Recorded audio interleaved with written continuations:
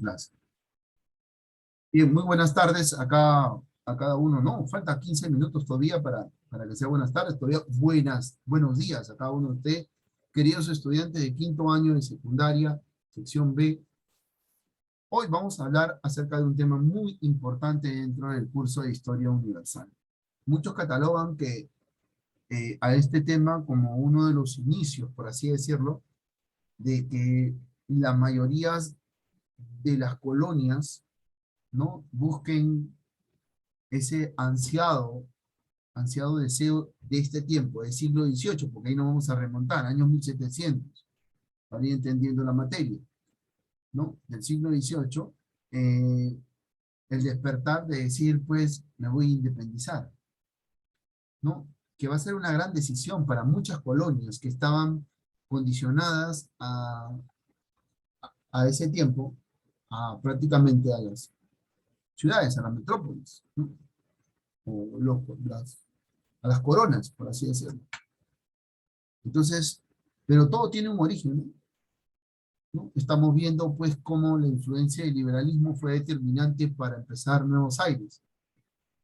Pero un gran aire va a ser lo que se va a llamar, o sea, el título principal va a ser la Ilustración para el siglo XVIII.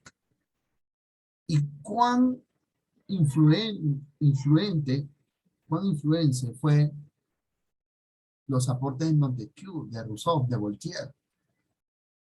Cuán grande, ¿verdad? Porque hasta la actualidad el Perú sigue siendo una república, tiene una división de poderes, hay instituciones del Estado. Miren cuán grande, cuántos años, siglo XVIII, seguimos en el siglo XXI y ese pensamiento ha calado tanto en nuestra forma de gobierno, en nuestra sociedad, que ha dejado huella, ¿no? Impresionante, ¿no? Como cuentan las películas, ¿no? Le dice el enemigo al otro, a los dos protagonistas de una película, dice, hey, tus nombres serán escritos en los libros de historia, imagínate. Voltaire, Rousseau, imagínense. Y se enseñan de generación en generación. 8 días, un promedio, exacto, Jorge Luis. Muchas gracias, campeón. 9 días para ser exacto. Solamente le estoy pidiendo 9 días, según la indicación que les he dado. Ojo. Ahora, esa influencia de estos pensamientos de la ilustración, del liberalismo, va a ser determinante totalmente en Francia.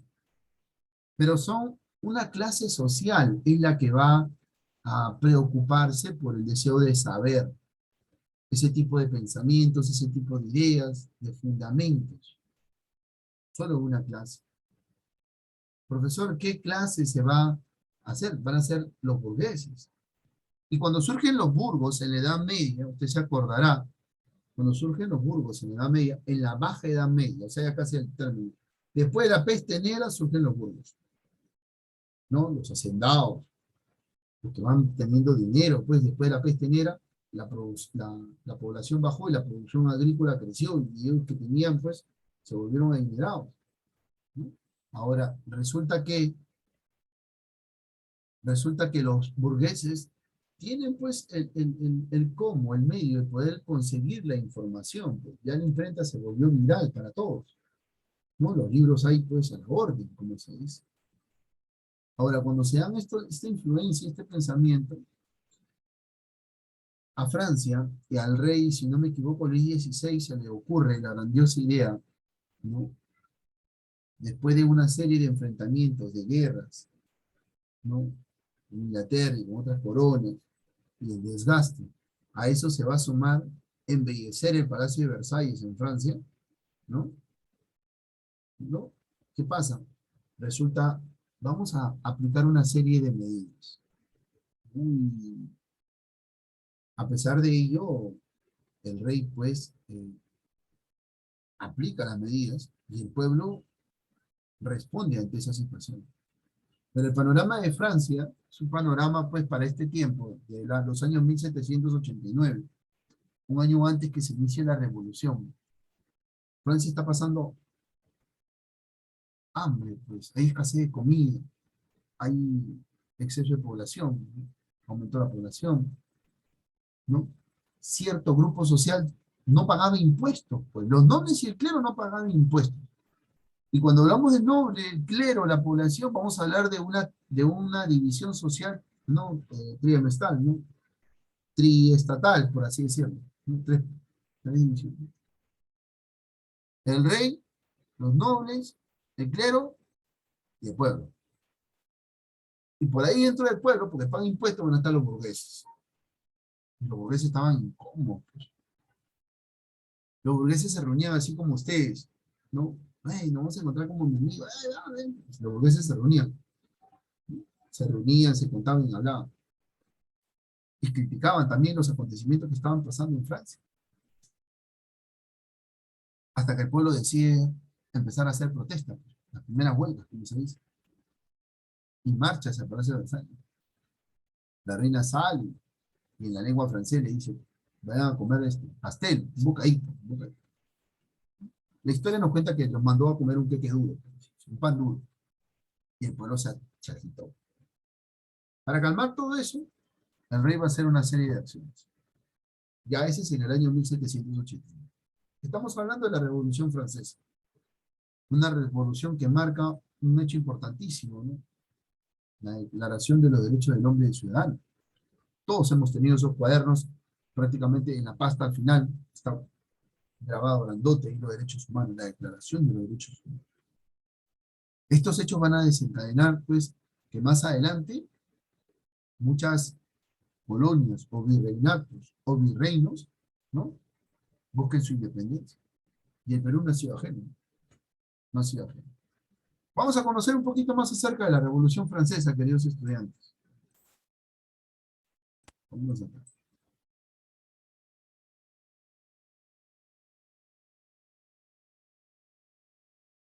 Bien, muy bien. Tema para quinto año de secundaria. Quienes habla el profesor Jesús Narro, profesor encargado del curso de Historia Universal de la modesta Casa de Estudios de Uribe School. Queridos estudiantes, muy buenos días a cada uno de ustedes. Vamos a conocer un poquito más, ¿no? Acerca de una revolución, después de haber visto el tema de lo que es la independencia de Estados Unidos. Y hoy vamos a dejar una actividad pendiente para ustedes, para que lo resuelvan, ¿no? Y ustedes lo van a resolver con los días, pues, pertinentes para que usted no tenga ningún inconveniente al momento de desarrollar. Antes de hablar de la Revolución Francesa, tenemos que continuar hablando de un esquema, pues separemos primero, ¿qué es revolución? Y muchos, pues, profesor, revolución es un cambio sistemático, pues, puede ser. Revolución es un cambio profundo, ¿no? Y es un cambio profundo, ¿no? Que condiciona el tiempo y condiciona la historia, pues. Si el día de hoy, pues, iniciamos una revolución contra la forma de gobierno que tenemos en el Perú, ¿no? Estamos buscando, ¿qué cosa? Un cambio. ¿Qué cosa? La forma de gobierno. Y estamos condicionando el tiempo, porque se va a paralizar el progreso, el avance, todo se paraliza. Y ese hecho es tan trascendental que queda grabado en la historia. Y así quedó grabada la Revolución Francesa, queridos estudiantes. Otras definiciones, otros conceptos nos van a decir que son cambios producidos en un determinado largo periodo de tiempo. Otros que son varios, ¿no? Son cambios dados en diferentes ámbitos, en los ámbitos económicos, sociales, espirituales, estructurales, políticos, etcétera. Como también nos pueden decir, pues, ¿no? Que en la historia ha habido grandes revoluciones. La revolución neolítica, el paso de la piedra no percutada a la piedra pulida, ¿no? La revolución industrial, la primera y la segunda, ¿no? La revolución francesa también, vamos a sumarla el día que estamos estudiando. Pero ¿por qué es importante la revolución francesa? ¿Por qué es importante? Importantísima, ¿no? Porque a través de ella, a través de esta revolución, se da el grado de sufragio. Uno puede elegir. Sus padres hace poquito han elegido al presidente que hoy en día tenemos. ¿Cómo se llama nuestro presidente, Yanni?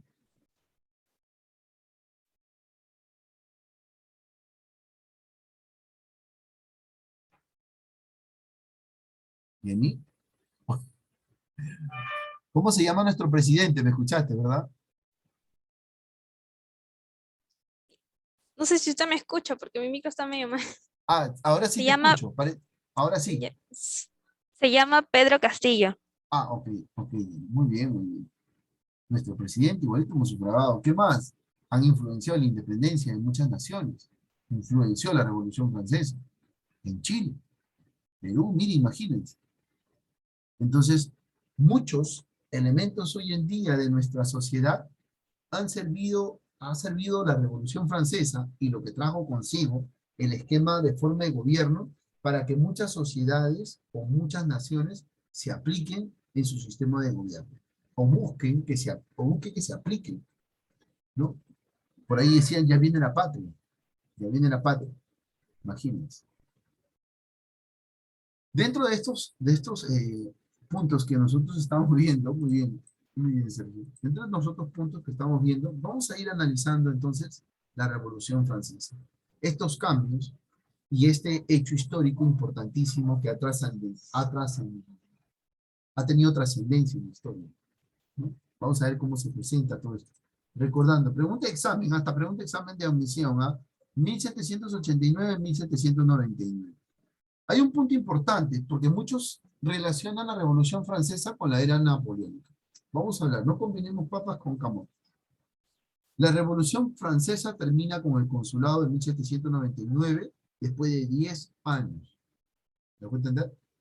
Cuando se le da el consulado, y el consulado invita a participar, y Napoleón realiza un golpe de Estado, ¿no? Y él mismo se autoproclama emperador, o cónsul vitalicio primero, después emperador, ¿no? Las cosas cambian. Francia vuelve a ser un imperio, ya no una monarquía, un imperio, es un emperador, y quiere expandir su dominio. Claro que Napoleón va a fracasar, pero eso va a ser más adelante. Y vamos a ver los detalles, cómo se da toda esta situación. Pero estamos ahí aclarados. Ahora, ¿qué fue la Revolución Francesa? La Revolución Francesa fue un conflicto político, social, ¿no? Que va a tener diferentes periodos de violencia, de convulsión en Francia, ¿no? Que va a condicionar la Europa que conocemos en el siglo XVIII. Todo lo que le pasaba a Francia en este siglo, prácticamente le pasaba al mundo. Era noticia. ¿Le pasaba a Francia? ¿Por qué? Porque recuerden ustedes que, ¿qué tiempo están viviendo en este tiempo? Perdón, ¿qué se está viviendo en este tiempo? Se está viviendo el absolutismo. Y son pocas, por así decirlo, las coronas que dominan Europa. Está la corona austriaca, la corona de los germanos, está Rusia, está Prusia, los ingleses, los franceses, la corona española. Entonces, es como por decir, bueno, si la familia es reducida, pues, de los absolutistas. Y en Francia se puso ahí a Luis XIV prácticamente como el máximo representante del absolutismo. Por lo tanto, todo lo que pasaba en Francia, pasaba al mundo, como se dice. La autoproclamación del tercer estado, ¿no? Del tercer estado, en el año 1789, va a finalizar con un golpe de estado de Napoleón Bonaparte en 1790. La nueva división de promover, pues, de generar o de reorganizar la sociedad y de plasmar un tercer estado y aplicar una serie de impuestos al tercer estado donde están los burgueses y el pueblo, va a ser el condicionante para el desarrollo de esta revolución. Vamos a entender dentro de las causas de la revolución y sobre todo la revolución francesa, vamos a encontrar pues causas que se van a dar en muchos ámbitos, ¿no? Y estas van a ser determinantes durante el siglo XVIII, ¿no? Y lo importante es de que va a tener un fundamento la Revolución Francesa. Es por eso que es importante analizar sus causas ideológicas, políticas, sociales y económicas. Para continuar explicando, vamos a hacer una pausa con los estudiantes. Punto número 1. ¿Queda claro el tema que estamos estudiando? Sí. ¿Queda claro la fecha? 1789-1799. ¿Queda claro? ¿Sí? Ok, muchachos. 1899. ¿Sí? Para hacer la corrección ahí. 2. ¿Qué es revolución? la trascendencia de la Revolución Francesa, ¿no? Y que cuando hablamos de causas de esta revolución no nos enfocamos en una sola, sino en muchas causas, en diferentes ámbitos, sociales, políticos, económicos, ¿no? Teniendo en cuenta de que estamos en el siglo XVIII, siglo de la Ilustración. ¿Alguna pregunta hasta este punto, queridos alumnos? Ninguna. Listo. Volvemos en 10 minutos para continuar con nuestra clase.